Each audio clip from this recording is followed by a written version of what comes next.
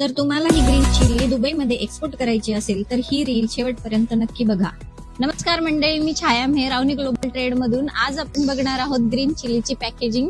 आज आपली green चिलीची packing आहे. चला तर आज आपण बघूयात की ग्रीन चिली कशा पद्धतीने पॅकिंग केली जाते.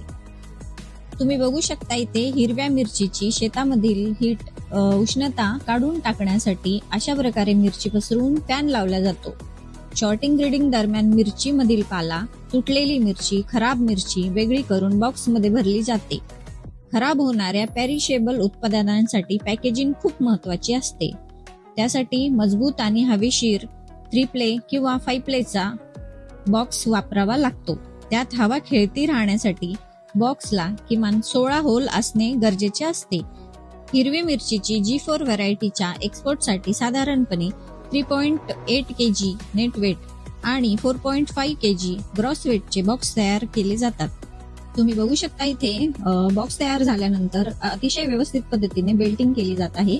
बेल्टिंग केल्यानंतर आपले सर्वच्या सर्व बॉक्स 7 डिग्री सेल्सिअस ते 10 डिग्री सेल्सिअस तापमानापर्यंत प्री कुलिंग साठी कोल्ड स्टोरेज मध्ये ठेवण्यात येणार आहेत.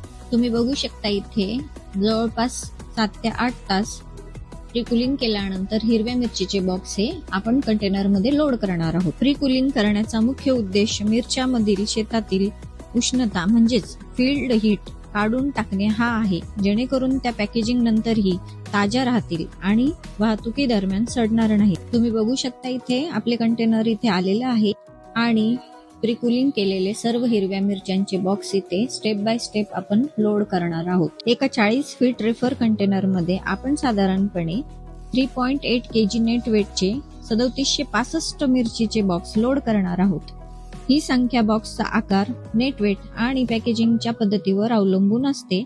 तुम्ही बघू शकता इथे आपले कंटेनर अगदी व्यवस्थितपणे लोड झालेले आहे. आपले रेफर कंटेनर सी रूटने JNPT मुंबई नावाशिवा पासून पुढे साधारणतः 3 ते 7 दिवसात ट्रान्झिट टाइम मध्ये दुबईच्या जेबल अली पोर्टला पोहोचेल. जर तुम्हाला ही एक्सपोर्ट बद्दल अधिक माहिती हवी असेल आणि जर तुम्हाला ही ग्रीन चिली एक्सपोर्ट करायची असेल तर आमच्या कमेंट सेक्शन मध्ये ग्रीन चिली कमेंट करा. थँक्यू.